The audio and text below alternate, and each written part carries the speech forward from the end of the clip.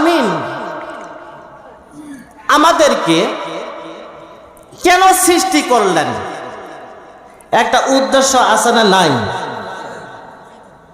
এই যে এখানে আমরা সবাই বলছি, সামিয়ানা তৈরি করা হচ্ছে, স্টেজ সাজানো হচ্ছে, একটা উদ্দেশ্য আছে। কি উদ্দেশ্য?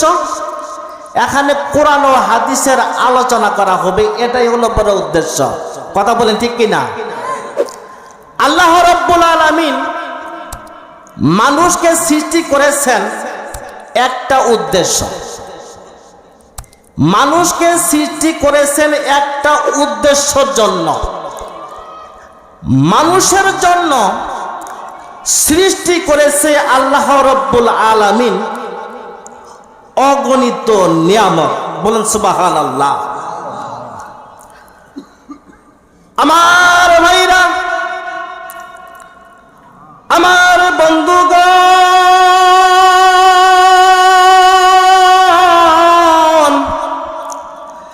আল্লাহ রাব্বুল আলামিন আমাদেরকে সৃষ্টি করেছে একমাত্র শুধুমাত্র কেবলমাত্র আল্লাহ রাব্বুল আলামিনের গোলামি করার জন্য। কথা বলেন ঠিক কি না?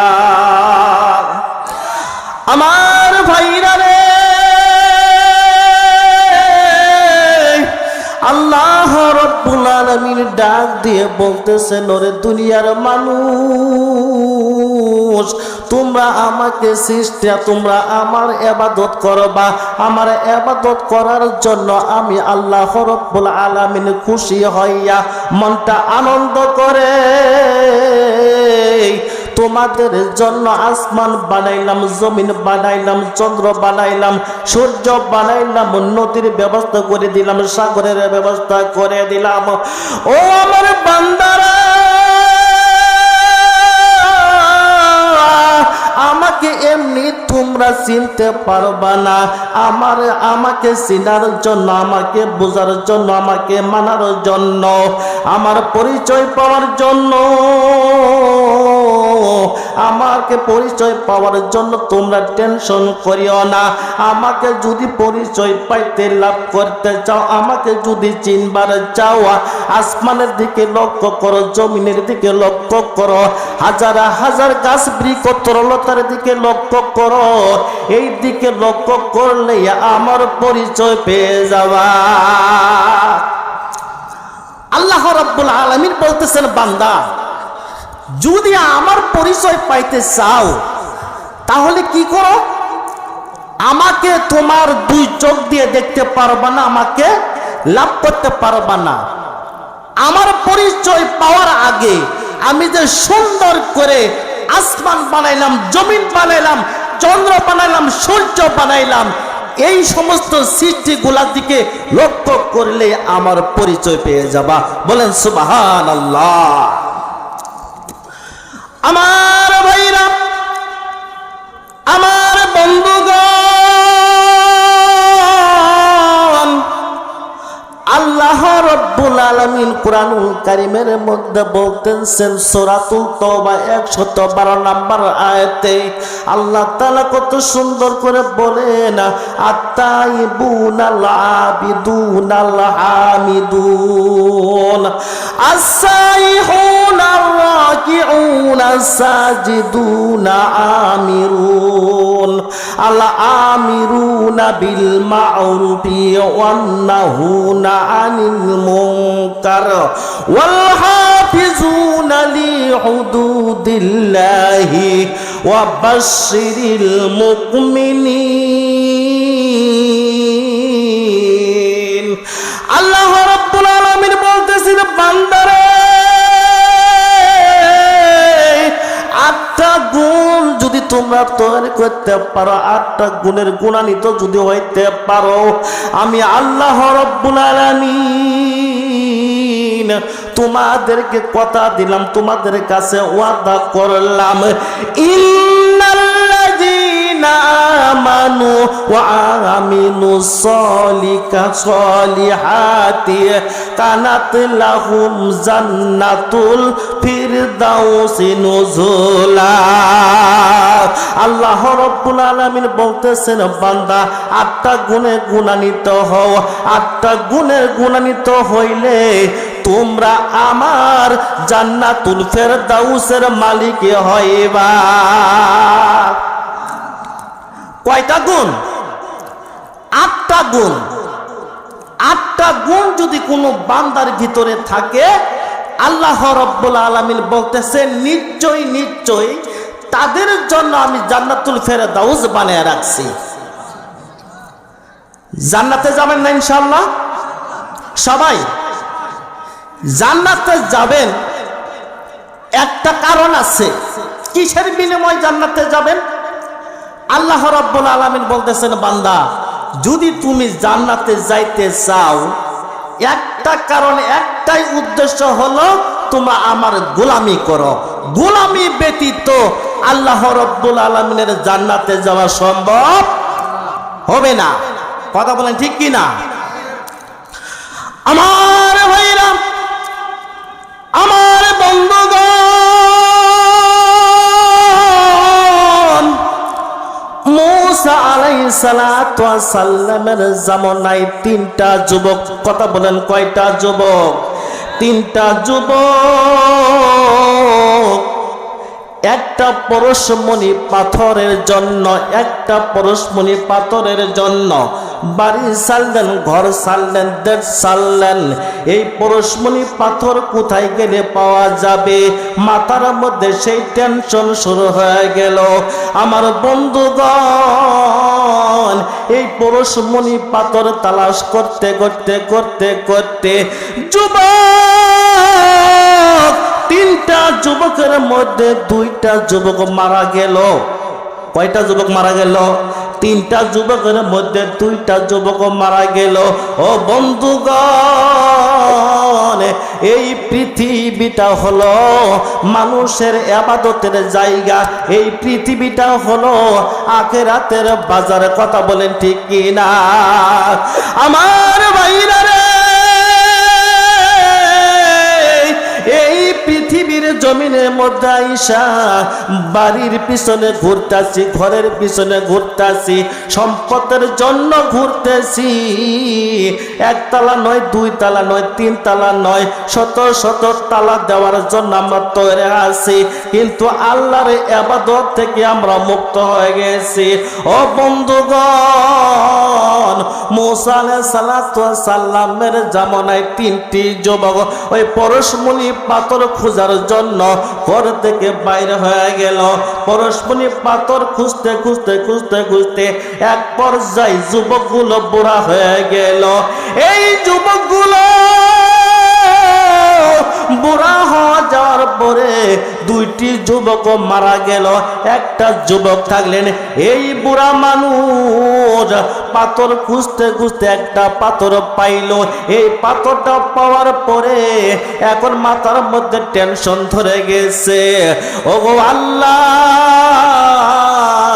এই সময় তো আমি পাথরটা পাইলাম, এই পাথরের দাম হলো লক্ষ লক্ষ কোটি কোটি টাকায়। এই পাথর পাইলা এই বয়সে এখন আমি আর কি করব? আমার বন্ধুগণ, আরেকটা যুবক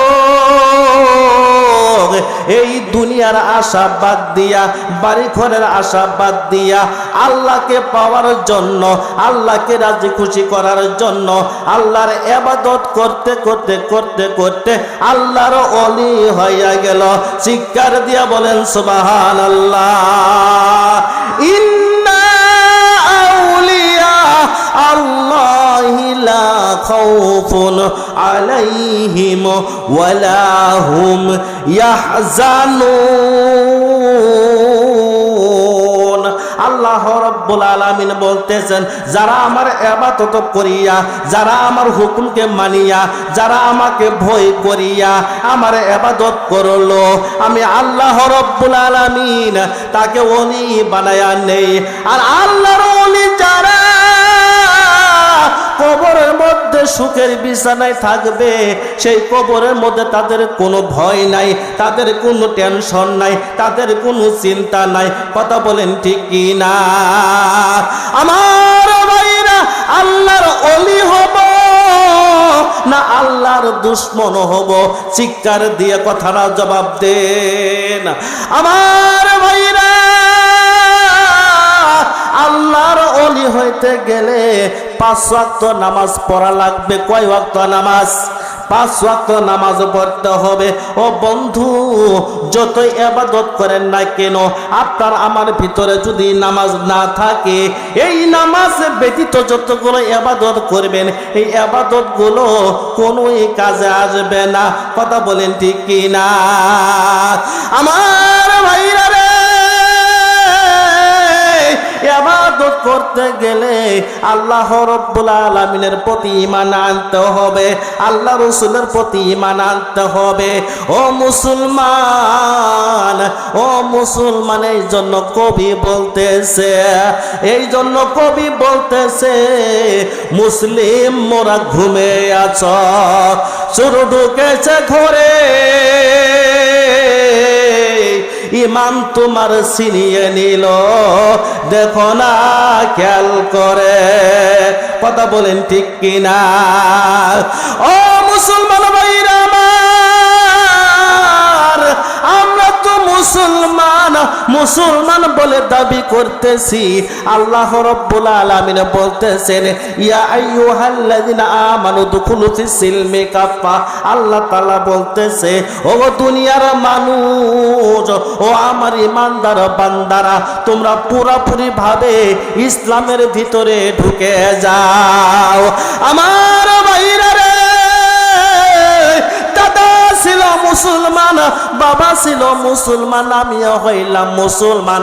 ও বন্ধুগণ, নামে মুসলমান হলে কাম চলবে না, কাজে কর্মে মুসলমান হইতে হবে।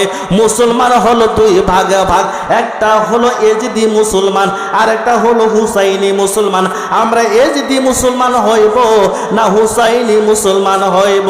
কথা বলেন, কথা বলেন আমার ভাইরা রে। যে পর্যন্ত হুসাইনি মুসলমান না হব, ও বন্ধুগণ, সে পর্যন্ত আল্লাহর জান্নাত পাওয়া যাবে না। আমার বন্ধুগণ, মাথার মধ্যে টুপি দিয়েছি, গায়ের মধ্যে জব্বা লাগাইছি, 5 ওয়াক্ত নামাজ পড়ি, কিন্তু মিথ্যা কথা ছাড়ি না, শুধু ছাড়ি না, ভুল ছাড়ি না, বেবিচারি ছাড়ি না। অন্য কষ্ট দিত কিন্তু অন্যকে কষ্ট দেওয়া বাদ দেওয়া যায় না। ও বন্ধুগণ, এই যে বর্তমান বাংলাদেশে মানুষের জমা জমিন আছে, এই জমিনের মধ্যে একটা আল আছে, এই আল কাটতে কাটতে কাটতে কাটতে, এই আলটা কাটতে কাটতে একেবারে সর্বনাশ হয়ে যায়। ওই পাশের লোকও যদি আল কাটে, এক পর্যায়ে শয়তানের ভক্তে, শয়তানের ওয়াজ নসিহত শুনিয়ে এক পর্যায়ে মারামারি বেজে যায়। ও বন্ধুগণ, আল্লাহ রাব্বুল আলামিন কুরআনুল কারীমে অন্য জায়গার মধ্যে বলতেছেন, ইয়া আইয়ুহাল্লাযিনা আমানুত্তাকুল্লাহা হাক্কা তুকাতিহি ওয়া লা তামুতুন্না ইল্লা ওয়া আনতুম মুসলিমুন। আল্লাহ তাআলা বলতেছেন, হে ঈমানদার, যতক্ষণ পর্যন্ত পূর্ণাঙ্গ মুসলমান না হইবা, ততক্ষণ পর্যন্ত তোমরা মৃত্যু হয় না। কথা বলেন ঠিক কিনা আমার বন্ধুগণ? এই জন্য মহান আল্লাহ রব্বুল আলামিনে ভয় অন্তরে ফিট করতে হবে। ও আমার বাবাজি, আল্লাহর পয়গম্বর জনাবে মুহাম্মদ রাসূলুল্লাহ সাল্লাল্লাহু আলাইহি ওয়াসাল্লামের 4 জন সাহাবী, আবু বকর সিদ্দিক রাদিয়াল্লাহু তাআলা আনহু, উসমান গনি রাদিয়াল্লাহু তাআলা আনহু, হযরত আলী রাদিয়াল্লাহু তাআলা আনহু, হযরত ওমর ফারুক রাদিয়াল্লাহু তাআলা আনহু, এই 4 জন সাহাবী এই দুনিয়ার মধ্যে থাকতে জান্নাতের সার্টিফিকেট অর্জন হয়ে গেছে। শিক্ষা দিয়ে বলেন সুবহানাল্লাহ। আমার বন্ধুগণ, জান্নাতি সার্টিফিকেট পাওয়ার পরও আল্লাহর ভয়ে কান্নাকাটি করেছে, কবরকে ভয় করেছে, আল্লাহর ইবাদত থেকে বঞ্চিত হয় নাই। ও বন্ধু, মাথা হইতে পা পর্যন্ত কতই না গুনাহ করেছি, গুনাহ করতে করতে করতে করতে দেহটা অন্ধকার হয়ে গেছে। কোনো দিন তো আল্লাহর ভয়ে এক বিন্দু চোখের পানিও বাড়াইল না। ও বন্ধু, পাথরের চাইতে মানুষের অন্তর কঠিন হয়ে গেছে। কথা বলেন ঠিক কিনা? সম্মানিত হাজিরিন, একটা কথা বলতে চাই যে আমরা হলাম মানুষ। মানুষ হইয়া আমরা গুনাহের কাজ করছি কি করি নাই? কথা জবাব দেন না কেন? মনে হয় বুঝান নাই। আমার ভাইরা, আমার বাবাজি, আল্লাহ রব্বুল আলামিন দুইটি চক্ষু দান করেছে, দুইটি হাত দান করেছে, দুইটি কান দান করেছে, একটা জবান দান করেছে, দুইটি পাও দান করেছে। ও বন্ধু, দুইটি চোখ কেন দান করলেন? দুইটি চোখ কেন দান করলেন? দুইটি হাত কেন দান করলেন? এর কিন্তু উদ্দেশ্য আছে। আল্লাহ রব্বুল আলামিন ডাক দিয়ে বলতেছেন, ওরে দুনিয়ার মানুষ, তোমাদেরকে দুইটি চক্ষু দান করলাম, এমনি এমনি দান করি নাই। এই দুইটি চক্ষু দান করলাম আমার সৃষ্টিতে দেখার জন্য। দুই নাম্বার হলো তোমাদের দুইটি চক্ষু দান করলাম আমার কোরআন খানা দেখার জন্য। তোমাদেরকে জবান দান করলাম, গান বাজনা বলার জন্য জবান দান করি নাই। এই জবান দিয়া কোরআন তেলাওয়াত করার জন্য জবানটা দান করলাম। দুইটি হাত দান করলাম, এই হাত দিয়া সৎ কাজ করার জন্য দুটি হাত দান করলাম। দুইটি পাও দান করলাম, এমনিতে দুইটি পাও দান করি নাই। এই পাও দিয়া কুরআন ও হাদিসের আলোচনা যেখানে হয়, হেঁটে হেঁটে পা পা করে ওই জায়গার যাওয়ার জন্য দুইটি পাও দান করলাম। ঘর থেকে মসজিদে যাওয়ার জন্য দুইটি পাও দান করলাম। ও বন্ধু, দুইটি কান দান করলাম কোরআন হাদিস শোনার জন্য। ও বন্ধু,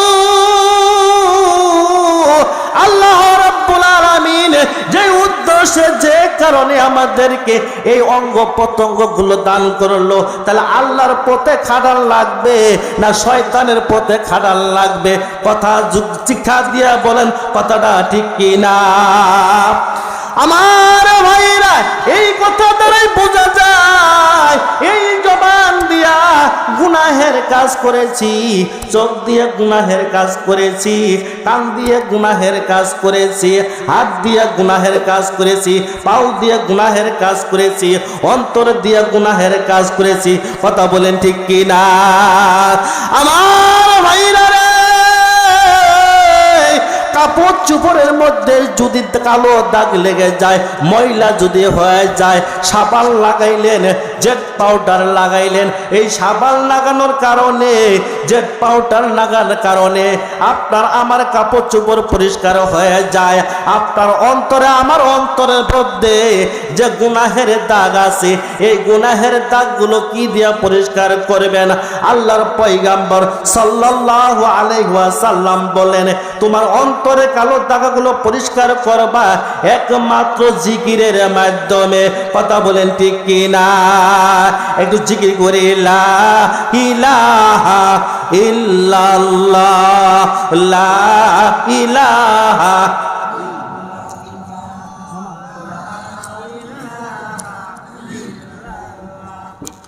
লা ইলাহা লা ইলাহা ইল্লাল্লাহ মুহাম্মাদুর রাসূলুল্লাহ সাল্লাল্লাহু আলাইহি ওয়াসাল্লাম। মুসা আলাইহিস সালামের জামানায় তিনটি যুবক, কয়টা যুবক?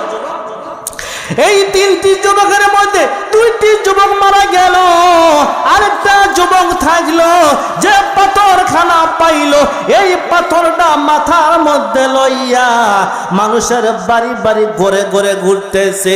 কে আসো মা বোনেরা, কে আসো আমার বাবাজিরা।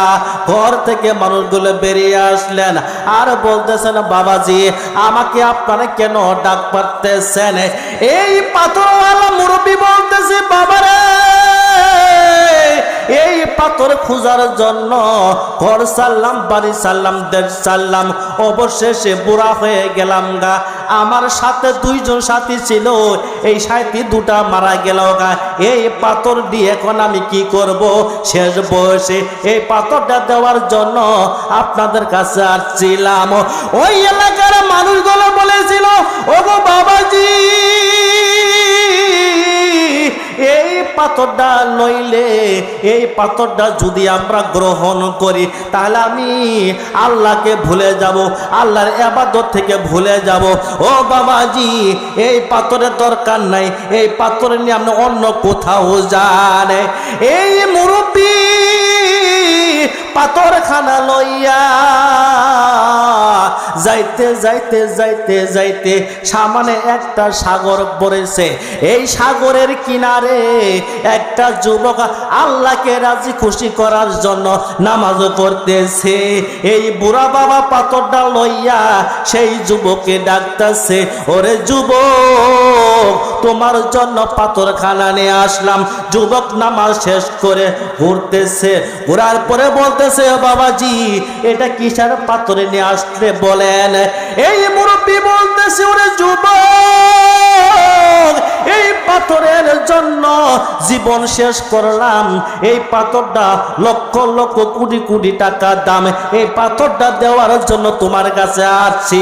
আল্লাহর ওলি যুবক বলতেছে, বাবা গো এই পাথরটা নেওয়া যাবে না, এই পাথরটা তুমি যদি আমাকে জোর পূর্বক যদি দাও এই পাথরটা আমি সাগরের ভিতরে নিক্ষেপ করব।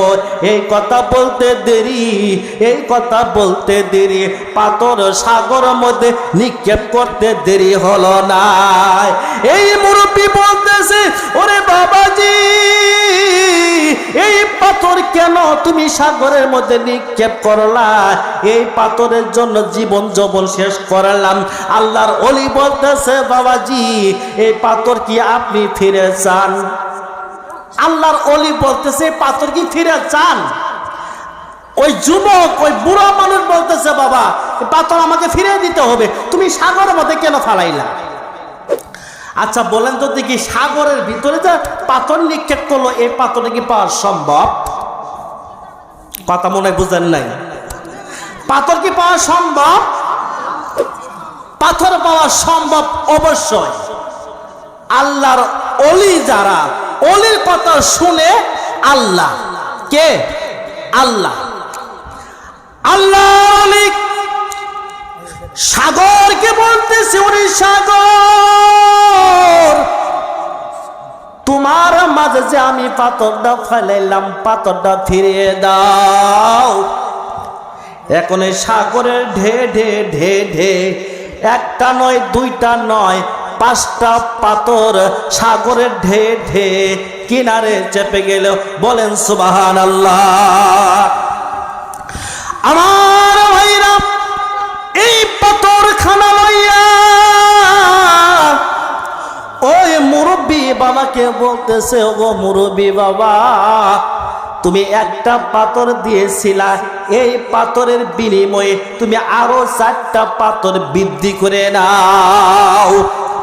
এখন মুরব্বির মধ্যে খবর হয়ে গেছে এটা কোন জগতে, এটা কোন আল্লাহর ওলি রে, এটা কোন আল্লাহর ওলি সাগরের মধ্যে পাথরে নিক্ষেপ করলো। সাগর থেকে একটা নয় দুইটা নয় 5টা পাথরে ফিরে আসলো। এই মুরব্বি মাথার মধ্যে ঘুরোপা খেয়ে গেছে। এখন এই মুরব্বি ওই বাজানকে বলতেছে, আল্লাহর ওলিকে বলতেছে, ওগো আল্লাহর ওলি এই কেরামত আমি বুঝলাম না। ওই যুবক বলতেছে, ওগো বাবাজি আপনি তো দুনিয়াটা নিয়ে ব্যস্ত ছিলেন, আমি দুনিয়াকে লাত্তি মেরেছি। আমি এক আল্লাহর ইবাদত করি, এক আল্লাহর ভয় অন্তরের মধ্যে ফিট করে রাখি। এই জন্য আমার কথা আমার আল্লাহ পাক শুনে। চিৎকার দিয়ে বলেন সুবহানাল্লাহ। আমার ভাইরা, এই ভয়ের কারণে আল্লাহর পয়গম্বর জনাবে মুহাম্মদুর রাসূলুল্লাহ সাল্লাল্লাহু আলাইহি ওয়াসাল্লামের স্ত্রী আম্মা জান খাদিজাতুল কুবরা রাদিয়াল্লাহু তাআলা আনহা একদিন ফজরের নামাজ পড়িয়া এই যে কান্না শুরু করেছে। কান্না করতে করতে করতে করতে চোখগুলো অন্ধ হওয়ার তাল হয়ে গেছে। ছোট্ট মেয়ে ফাতিমাতুজ জোহরা রাদিয়াল্লাহু তাআলা আনহা আম্মা জান খাদিজাতুল কুবরা রাদিয়াল্লাহু তাআলা আনহাকে বলতেছেন, মাগো এইরকম ভাবে কেন হরান প্রাশন হয়ে আপনি কান্নাকাটি করে না? খাদিজাতুল কুবরা রাদিয়াল্লাহু তাআলা আনহা কোনো কথা কয় না। আপনার আমার নবী বিশ্ব নবী সাল্লাল্লাহু আলাইহি ওয়াসাল্লাম আল্লাহর পয়গম্বর আল্লাহর ঘর কাবা শরীফের মধ্যে সিজদায় পড়ে বলতেছে, রব্বি হাবলি উম্মতি, রব্বি হাবলি উম্মতি। ওগো আল্লাহ, আমার গুনাহগার উম্মতকে তুমি মাফ করে দাও। ইতিমধ্যে ফাতিমাতুজ জোহরা রাদিয়াল্লাহু তাআলা আনহা আল্লাহর পয়গম্বরকে বলতেছেন না, আব্বা গো তাড়াতাড়ি বাসায় ফিরে আসেন কেন? আমার আম্মা কাঁদতে কাঁদতে হরান প্রেশান হয়ে গেছে। আপনার আমার পয়গম্বর, আপনার আমার রাসূল ফাতিমাতুজ জোহরা রাদিয়াল্লাহু তাআলা আনহার সঙ্গে বাসায় ফিরে আসলেন। বাসায় ফিরে আসার পরে আম্মা জান খাদিজাতুল কুবরা রাদিয়াল্লাহু তাআলা আনহাকে জিজ্ঞাসা করলেন, ওগো খাদিজা, এইরকম ভাবে কেন তুমি হরান প্রেশান হয়ে তুমি কান্না করেছো? জানতে চাই। আমার ভাইরা, আমার বন্ধুগণ, আল্লাহর পয়গম্বর বাসায় আসলেন, খাদিজাকে জিজ্ঞাসা করলেন, ওগো খাদিজা, এইরকম ভাবে হরান প্রেশান হয়ে কেন তুমি কান্না করেছো? খাদিজাতুল কুবরা রাদিয়াল্লাহু তাআলা আনহা বলেন, ইয়া রাসূলুল্লাহ, ইয়া হাবিবাল্লাহ, ওগো আল্লাহর পয়গম্বর ফজরে নামাজ পড়ার পরে একটু মুরাকাবা করে দেখলাম, ইয়া রাসূলুল্লাহ, ওগো আল্লাহর পয়গম্বর, আমি যেদিন মারা যাব আমার সঙ্গে আমার বাবা যাবে না, মা যাবে না, ভাই যাবে না, বোন যাবে না, আপনিও যাবেন না, একা একা অন্ধকার কবরে থাকতে হবে। এই জন্য কবরের ভয় অন্তরে রাখে আমি কান্না করেছি। ইয়া রাসূলুল্লাহ, ইয়া হাবিবাল্লাহ, আপনার কাছে আমার তিনটা শর্ত। লম্বা ঘটনা সংক্ষিপ্ত করে দিলাম। ও বাবাজি, আল্লাহর পয়গম্বর স্ত্রী হইয়া যদি কবরকে ভয় করে, আল্লাহর ভয়ে যদি কান্নাকাটি করা লাগে, তাহলে আপনার আমার কান্না করার দরকার আছে না নাই? আপনার আমার আল্লাহর ইবাদত করার দরকার আছে নাই? চিৎকার দিয়া বলেন আমার ভাইরা রে। আল্লাহর পয়গম্বর স্ত্রী খাদিজাতুল কুবরা রাদিয়াল্লাহু তাআলা আনহা বললেন, ইয়া রাসূলুল্লাহ, ইয়া হাবিবাল্লাহ, আপনার কাছে তিনটা শর্ত। এক নাম্বার শর্ত হলো, আমি যখন মারা যাব আপনি রাসূলের জামা দিয়া আমাকে কাফন করাইবেন। দুই নাম্বার শর্ত হলো, আমি যেদিন মারা যাব আপনি রাসূল আমাকে নিজে জানাজা দিবেন। তিন নাম্বার শর্ত হলো,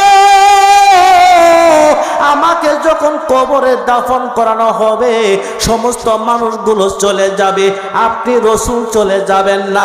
বলে কেন? ওগো আল্লাহর পয়গম্বর, অন্ধকার কবরের মধ্যে, যে কবরের মধ্যে কোনো সাথী নাই, বাতি নাই, বিছানাপত্র কিছুই নাই, ও বন্ধু, মুনকার নকির দুইটি ফেরেশতা আসবে, তিনটা প্রশ্ন করবে, ওয়ামা রাব্বুকা ওয়ামান রাব্বুকা ওয়ামা দিনুকা ওয়ামান নাবিয়ুকা ইয়া রাসূলুল্লাহ ইয়া হাবিবাল্লাহ। এই তিনটি প্রশ্নের জবাব যদি আমি না দিতে পারি, আমি খাদিজার বদলতে আপনি রাসূল নিজেই জবাব দিবেন। আমার ভাইরা, আল্লাহর পয়গম্বর জনাবে মুহাম্মদুর রাসূলুল্লাহ সাল্লাল্লাহু আলাইহি ওয়াসাল্লামের স্ত্রী আম্মা জান খাদিজাতুল কুবরা রাদিয়াল্লাহু তাআলা আনহা এই দুনিয়া থেকে বিদায় নিলেন। বলেন ইন্না লিল্লাহি ওয়া ইন্না ইলাইহি রাজিউন। আল্লাহ রাসূলের জামাত দিয়ে তাকে কাফন করানোর ব্যবস্থা হলো। আল্লাহ রাসূল সাল্লাল্লাহু আলাইহি ওয়াসাল্লাম নিজেই জানাজা করলেন। সমস্ত মানুষগুলো কবরের পাশে গেলেন, মানুষগুলো দাফন করার পরে সরে গেল, আল্লাহ রাসূল সরে গেল না। আমার ভাইরে, এই বেলাটা ডুবা ডুবা অবস্থা হয়ে গেছে। আল্লাহর পয়গম্বর চোখের পানি জর্জর করে ছেড়ে দিয়েছে। আল্লাহ রাব্বুল আলামিন, আল্লাহ রাব্বুল আলামিন জিবরাইল আলাইহিস সালাতু ওয়াস সালামকে বলতেছে, ওরে জিবরাইল, আমার হাবিব খাদিজার কবরের পাশে দাঁড়ায়া দাঁড়ায়া চোখের পানি ছেড়ে দিয়েছে, আমার আর সহ্য হয় না। যা রে জিবরাইল, আমার হাবিবের কাছে যা, আমার হাবিবকে জিজ্ঞাসা করে বলে দে, ওগো আল্লাহর পয়গম্বর, আপনি কেন এখানে দাঁড়ায় আছেন? আল্লাহর পয়গম্বর ওইভাবে কথাটা বললেন, ভাই জিবরাইল, আমি যে দাঁড়ায় আছি, মুনকার নকির দুইটি ফেরেশতা আসবে তিনটি প্রশ্ন করার জন্য। আমার খাদিজা শুয়ে আছে, আমার খাদিজা যদি প্রশ্নের জবাব না দিতে পারে, তার বদলতে আমি রাসূল দিয়ে দিব।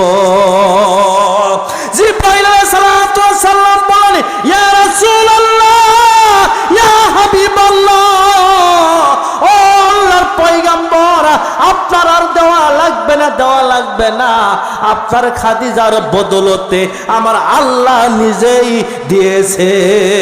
বলেন সুবহানাল্লাহ। আমার ভাইরা, এই জন্য আল্লাহর পয়গম্বর জনাবে মুহাম্মদুর রাসূলুল্লাহ সাল্লাল্লাহু আলাইহি ওয়াসাল্লামের আরেকটা স্ত্রী আম্মা জান আয়েশা সিদ্দিকা রাদিয়াল্লাহু তাআলা আনহা আল্লাহর পয়গম্বরকে জিজ্ঞাসা করেছিলেন, ইয়া রাসূলুল্লাহ, ইয়া হাবিবাল্লাহ, কিয়ামতের ময়দানে এই কথা বলে আমি আপনাদের মাঝ থেকে বিদায় নেব ইনশাআল্লাহ। আপনাদের কাছে আর 5টা মিনিট সময় নেই, কারণ আপনি আমার এলাকার মানুষ, আমি আপনাদের দায়ী হিসেবে কথাগুলো বলতে চাই। কথাগুলো ঠিক কিনা? আমার ভাইরা, আম্মা জান আয়েশা সিদ্দিকা রাদিয়াল্লাহু তাআলা আনহা আল্লাহর পয়গম্বরকে বলেছিল, ইয়া রাসূলুল্লাহ, ইয়া হাবিবাল্লাহ, কিয়ামতের ময়দানে লক্ষ লক্ষ লক্ষ লক্ষ নবীর উম্মতগুলো জড়সড় হইয়া থাকবে, আপনার উম্মতগুলো কেমনে বাছাই করে জান্নাতে পৌঁছাবেন? আল্লাহর পয়গম্বর বলেন, ওগো আয়েশা, একটা বিশাল ময়দানে যদি লক্ষ লক্ষ লাল রঙের ঘোড়া ছেড়ে দেওয়া হয়, তোমার ঘোড়াটাও লাল কিন্তু কপাল হলো সাদা, এই সাদা কপালওয়ালা ঘোড়াটাকে তুমি বেছে নিতে পারবা? আম্মা জান আয়েশা সিদ্দিকা রাদিয়াল্লাহু তাআলা আনহা বলেন, ইয়া রাসূলুল্লাহ, অবশ্যই আমার ঘোড়াটা বেছে নিতে পারবো। বলে, কেন? আমার ঘোড়ার চিহ্ন আছে কপাল সাদা। চিৎকার দিয়ে বলেন সুবহানাল্লাহ। আল্লাহর পয়গম্বর বলেন, ওগো আয়েশা, তোমার ঘোড়াটা যেরকম হবে তুমি বেছে নিতে পারলা, কিয়ামতের ময়দানে লক্ষ লক্ষ নবীর উম্মত থাকবে, লক্ষ লক্ষ উম্মত থাকার পরও আমার যেটা উম্মত, সেই উম্মতের ভিতরে নামাজের নূর থাকবে, গোসলের নূর থাকবে, ওযুর নূর থাকবে, সুন্নতের নূর থাকবে, জিকিরের নূর থাকবে, কালেমার নূর থাকবে। এই নূরগুলো থাকার কারণে আমার উম্মতের চেহারাটা ঝলমল ঝলমল করবে। এই ঝলমল ঝলমল করার কারণে আমি রাসূল ধরে ধরে জান্নাতে পৌঁছাবো। আল্লাহর পয়গম্বর বলেছেন, মান হাব্বা সুন্নতি ফাকাদ হাব্বানি ওয়া মান হাব্বানি কানা মাই ফিল জান্নাহ। আল্লাহর পয়গম্বর বলতেছেন, ওগো দুনিয়ার উম্মত, একটা সুন্নত যারা আঁকড়িয়ে ধরলো, একটা সুন্নতকে যারা মহব্বত করলো, এই সুন্নতের কারণে আমি রাসূল তাকে ধরে ধরে জান্নাতে বসাইব। আল্লাহ রাব্বুল আলামিন কুরআনুল কারীমের মধ্যে বলতেছেন সূরা আলে ইমরান 31 নম্বর আয়াতের মধ্যে, কুল ইন কুনতুম তুহিব্বুনাল্লাহ ফাত্তাবিউনি ইউহিব্বুকুমুল্লাহ ওয়া ইয়াগফির লাকুম যুনুবাকুম ওয়াল্লাহু গফুরুর রহিম।